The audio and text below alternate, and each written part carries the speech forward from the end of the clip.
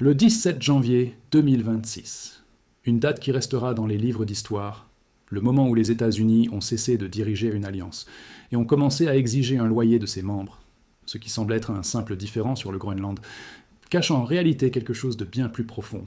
Et si je vous disais que la Chine veut que les États-Unis achètent le Groenland, que Pékin souhaite secrètement que Washington prenne cette île? Cela semble absurde, mais laissez-moi vous montrer les calculs. Le Groenland ressemble à un cadeau géopolitique. La plus grande île du monde. 38 millions de tonnes d'oxyde de terre rares sous la glace qui fond. Une position de défense antimissile si parfaitement placée, qu'elle fait pleurer de joie les planificateurs du Pentagone. Mais ce cadeau pourrait nous détruire de l'intérieur. Voici ce que les gros titres et les analystes oublient. Ce n'est pas une victoire propre. Ce n'est même pas une défaite propre. C'est le classique dilemme canon contre beurre, réemballé pour le XXIe siècle.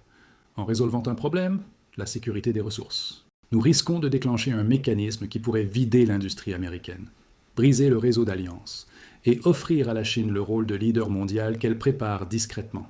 Pourquoi tout le monde parle soudainement du Groenland, le réchauffement climatique? Le projet Kvanefjeld, dans le sud du Groenland, se trouve sur l'un des plus grands gisements de terres rares non développés de la planète. Tonbridge, à proximité, contient des terres rares lourdes, dysprosium, terbium, des éléments dont vous n'avez jamais entendu parler, mais qui font fonctionner tout, des chasseurs F-35 aux sous-marins de classe Virginia. Voici les chiffres qui comptent. La Chine contrôle actuellement 80 à 90% du traitement mondial des terres rares. Pas l'extraction, le traitement. C'est le point d'étranglement. Dans un conflit sérieux, Pékin pourrait étrangler la production de défense américaine en quelques mois, simplement en coupant l'approvisionnement. Le Groenland contient environ 36 millions de tonnes de réserves de terres rares. Cela le place potentiellement au deuxième rang mondial après la Chine.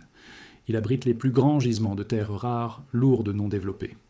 L'Institut géologique américain estime à 7,8 milliards de barils de pétrole et 91,9 millions de pieds cubes de gaz naturel. Dans la province ouest du Groenland. Maintenant, faites le calcul stratégique. Si les États-Unis contrôlaient ces gisements, ils pourraient théoriquement approvisionner les besoins en terres rares du complexe militaire. Pour un siècle, plus de dépendance envers une puissance rivale.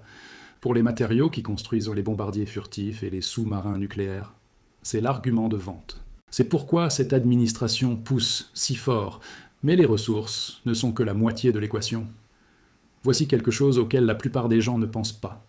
La Terre n'est pas une sphère parfaite. C'est un sphéroïde aplati au pôle. Ce fait géométrique a d'énormes implications militaires. Si la Russie lance un missile balistique intercontinental vers les États-Unis. Le chemin le plus court n'est pas au-dessus du Pacifique ou de l'Atlantique. C'est directement au-dessus du cercle arctique, au-dessus du Groenland. La base aérienne de Thule, maintenant appelée Pituffik Space Base, se trouve au sommet du Groenland. Elle abrite un radar d'alerte avancé, capable de détecter des menaces à 5000 km, à l'ère des armes hypersoniques, où le temps jusqu'à la cible a diminué. De 30 minutes à potentiellement 10. Ce radar fait la différence entre réponse et annihilation. Le Groenland n'est pas seulement une question de ressources, c'est le Porsche avant de la défense nord-américaine. L'administration connaît l'histoire, elle compte dessus. En 1867, le secrétaire d'État William Seward a acheté l'Alaska à la Russie pour 7,2 millions de dollars. La presse l'a appelé la folie de Seward, un désert gelé sans valeur. Aujourd'hui, l'Alaska produit du pétrole, un positionnement stratégique. Personne ne remet en question si cela valait le coup. En 1803, Thomas Jefferson a acheté la Louisiane à Napoléon, doublant la taille de la nation du jour au lendemain. L'histoire l'a justifié. Cette administration veut se placer dans cette lignée. Jefferson, Seward, maintenant eux. Voici le problème avec ce cadrage. L'Alaska et la Louisiane ont été achetés à des vendeurs consentants. La Russie voulait partir de l'Alaska. Napoléon avait besoin d'argent pour ses guerres européennes. Les transactions étaient propres. Le Groenland n'est pas à vendre. Le Danemark a dit non. Les diplomates européens l'appellent déjà Crimée 2,0. Et cette comparaison devrait terrifier quiconque se soucie de l'autorité morale américaine. Maintenant, nous arrivons à la partie qui m'empêche de dormir la nuit. La partie dont presque personne ne parle. Supposons hypothétiquement que les États-Unis acquièrent le Groenland. Par achat, coercition, n'importe quel mécanisme, nous obtenons le territoire. Nous obtenons les ressources. Nous commençons à développer ces mines de terres rares et ces champs pétroliers. Que se passe-t-il ensuite? Les économistes ont un nom pour cela. La maladie hollandaise. Et elle a tué plus d'économies que la plupart des guerres. En 1959, les Pays-Bas ont découvert le gisement de gaz de Groningue. L'un des plus grands gisements de gaz naturel au monde. Man, célébration nationale, argent facile.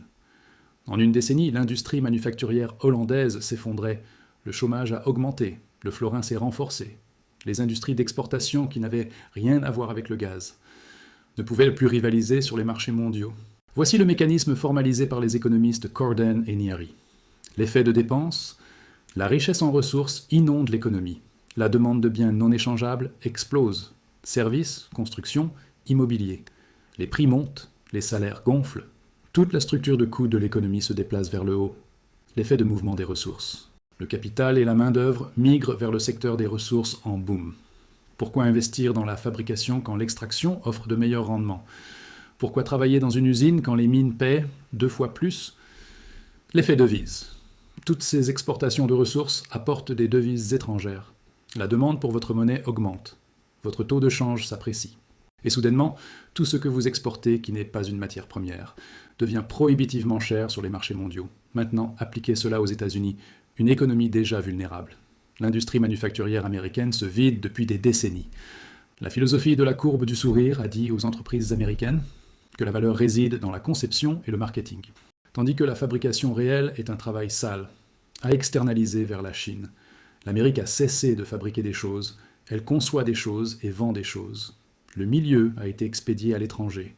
Cette condition préexistante rend la maladie hollandaise potentiellement mortelle. Ce que je viens de vous expliquer, ce sont les mécanismes visibles du piège. Mais il y a des dimensions plus profondes que presque personne ne discute. Pourquoi les États-Unis ne peuvent pas suivre le modèle norvégien? Comment cette acquisition accélère le pivot mondial vers la Chine? Et pourquoi Pékin pourrait secrètement encourager cette acquisition? Ces facteurs supplémentaires sont analysés dans un document que j'ai préparé. C'est le premier élément dans le premier lien de la description, l'anatomie complète du piège du Groenland. Mais restez ici, car ce qui suit est crucial.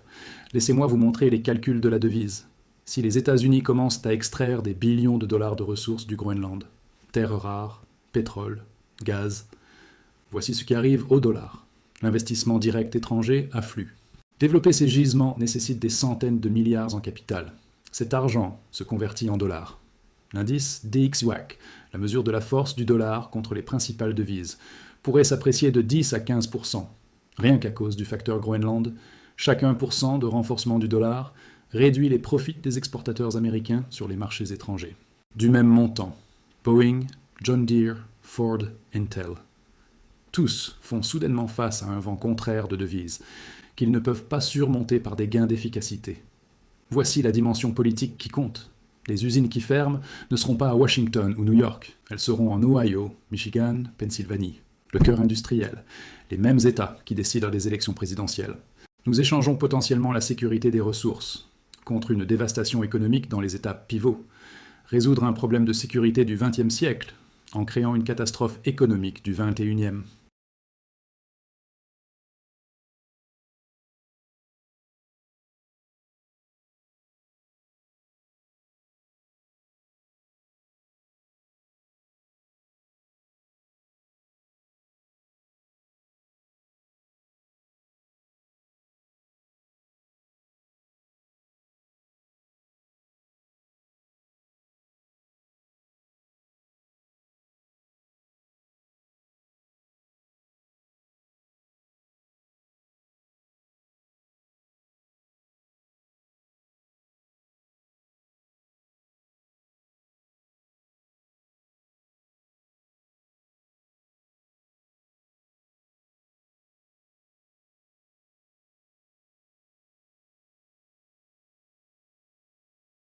L'argument évident est la Norvège.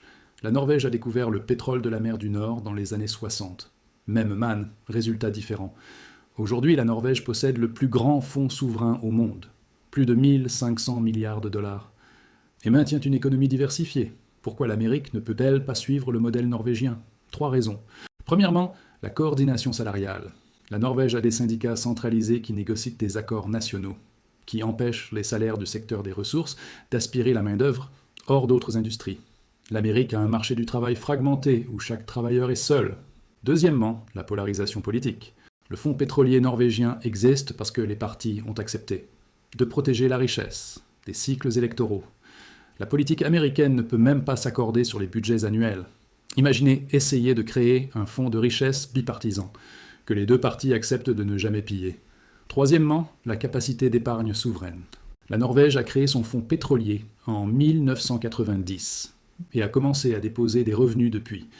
L'Amérique n'a pas de tradition ou de volonté politique pour ce genre de discipline fiscale. Nous sommes en déficit depuis des décennies.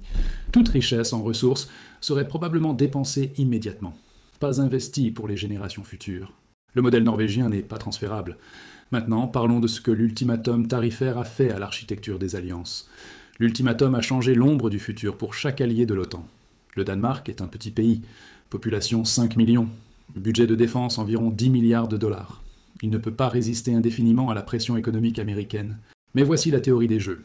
Chaque autre allié de l'OTAN a regardé ce qui s'est passé. Ils ont observé les États-Unis traiter un membre fondateur de l'Alliance comme un État vassal, exigeant un tribut territorial en échange d'un accès commercial. La réponse rationnelle, se couvrir, diversifier, réduire la dépendance. Si l'Amérique contraint le Danemark pour le Groenland, qu'est-ce qui les empêche de contraindre l'Allemagne sur la politique commerciale? La France sur la coopération nucléaire, la Pologne sur la politique frontalière? La réponse est rien. Et les capitales européennes le savent. La réponse européenne a été rapide et unifiée. L'instrument anti-coercition, un mécanisme que l'Union européenne a conçu pour contrer la pression chinoise, est maintenant discuté comme un outil contre les États-Unis. L'ironie n'échappe à personne à Bruxelles.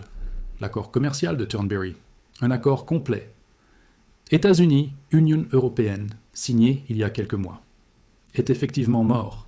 Les principaux blocs de vote du Parlement européen ont déclaré l'approbation impossible, suite à l'annonce des tarifs. La France accélère sa doctrine d'autonomie stratégique, l'idée que l'Europe doit développer des capacités militaires indépendantes, plutôt que de compter sur les garanties américaines. L'Allemagne reconsidère des décennies de retenue en matière de défense. Le Conseil nordique a publié une déclaration conjointe rejetant les ouvertures américaines, présentant un front uni qui n'existait pas il y a 3 mois. Voici ce que cela signifie en termes pratiques. Les dépenses de défense européennes vont augmenter. Non pas coordonnées avec Washington, mais indépendantes de lui. Les entreprises de défense françaises rempliront des commandes qui seraient attalées à Lockheed Martin et Raytheon. Les services de renseignement européens partageront moins avec leurs homologues américains. La planification militaire supposera de plus en plus la non-fiabilité américaine comme base de référence. Nous ne perdons pas une alliance dans un effondrement dramatique. Nous la regardons se vider de l'intérieur. Transaction de confiance par transaction de confiance. Décision par décision. Jusqu'à ce que la structure qui a gagné la guerre froide devienne une coquille vide.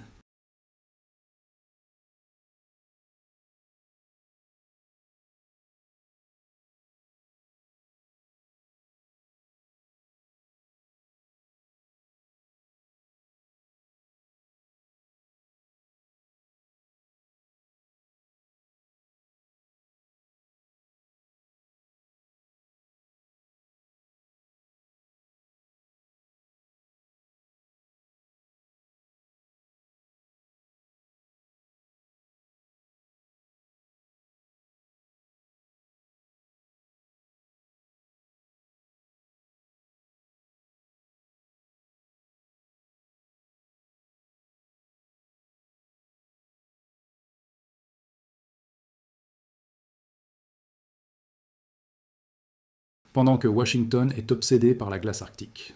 Pékin exécute une stratégie entièrement différente. La métrique définissante de 2026 n'est pas la puissance militaire, ni la taille économique. C'est quelque chose de plus simple, la constance. Pendant des décennies, les États-Unis ont accumulé ce que j'appelle le capital de confiance, la crédibilité accumulée d'être un partenaire fiable. Ce capital nous a permis de construire des coalitions, de fixer des règles mondiales et de projeter du pouvoir bien au-delà de notre portée militaire. Nous liquidons ce capital à un rythme stupéfiant. Le discours de la Chine au sud global n'est pas idéologique, ce n'est pas « rejoignez le communisme », c'est pragmatique. Nous ne changeons pas nos accords à chaque cycle électoral. Nous ne menaçons pas de tarifs quand vous n'êtes pas d'accord avec nous. Nous construisons des ports et des chemins de fer. Nous sommes présents. L'Indonésie. Washington a exigé une réduction tarifaire de 32%, des achats obligatoires de drones militaires américains, des restrictions sur les logiciels chinois. En échange de quoi? Un accès continu au marché que l'Indonésie pourrait obtenir ailleurs. La réponse indonésienne paraphrasée des canaux diplomatiques. L'Amérique n'apporte plus rien à la table. Tout ce qu'elle fait, c'est exiger une soumission totale. L'Indonésie a accéléré son intégration avec la Chine. Pékin reste leur plus grand partenaire commercial, 58 milliards de dollars en 2025. Jakarta ne pivote pas vers la Chine par affinité idéologique. Ils le font pour échapper à la volatilité américaine. Le Brésil. Il y a 10 ans, il fallait environ 1 an au Brésil pour exporter 1 milliard de dollars de marchandises vers la Chine. En 2026, ce volume transite toutes les 72 heures. Ce n'est pas une relation commerciale, c'est de la gravité économique. Les dirigeants brésiliens ont rejeté les appels occidentaux à se découpler de la Chine.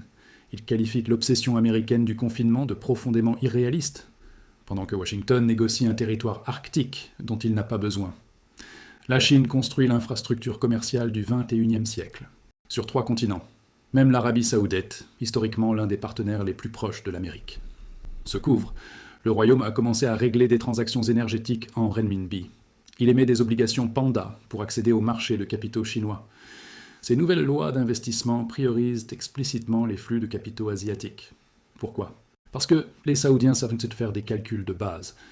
Un partenaire qui menace de tarifs pour des désaccords politiques est un partenaire qui pourrait armer le dollar contre vous ensuite. Mieux vaut diversifier. L'ironie ultime du piège du Groenland est celle-ci. En étant obsédés par des gisements potentiels de terres rares, nous perdons la vraie bataille pour l'influence mondiale. Pendant que nous consacrons de la bande passante diplomatique à annexer un territoire, la Chine verrouille les chaînes d'approvisionnement à travers l'Afrique, l'Amérique du Sud et l'Asie du Sud-Est. Nous nous battons pour la carte. Ils redessinent les routes commerciales. Le bilan stratégique est clair. D'un côté, des bénéfices potentiels. Indépendance des ressources du traitement chinois des terres rares. Contrôle du passage Gyuke pour la guerre anti-sous-marine. Positionnement de défense antimissile amélioré. Bien que nous ayons déjà un accès opérationnel. De l'autre côté, des coûts dévastateurs. Appréciation du dollar de 10 à 15%, dévastatrice pour les exportations manufacturières. Activation de l'instrument anti-coercition de l'Union européenne contre les États-Unis. Effondrement des accords commerciaux complets. Érosion de l'architecture de confiance de l'OTAN. Accélération du pivot du Sud global vers la Chine, comme partenaire constant. Acheter le Groenland résout un problème de sécurité du XXe siècle. Mais en résolvant ce problème, nous créons des catastrophes du XXIe siècle. Le piège du Groenland n'est pas que l'île est sans valeur, c'est que la méthode d'acquisition déclenche des échecs en cascade, à travers toutes les autres dimensions de la puissance américaine. Nous gagnerions le terrain élevé de l'Arctique, tout en abandonnant le terrain élevé de la compétitivité économique, du leadership d'alliance et de l'autorité morale. Les Grecs n'ont pas conquis Troie en offrant un cadeau. Ils l'ont conquise parce que les Troyens voulaient tellement le cadeau, qu'ils ont cessé de calculer le coût. 38 millions de tonnes d'oxyde de terres rares, 7 milliards de barils de pétrole. Le Porsche, avant de la défense nord-américaine, cela ressemble à un prix. Les mathématiques disent que c'est un piège. Et si vous voulez comprendre toutes les dimensions de ce piège, le document d'analyse complet est dans le premier lien de la description. Si cette analyse vous a aidé à voir au-delà des gros titres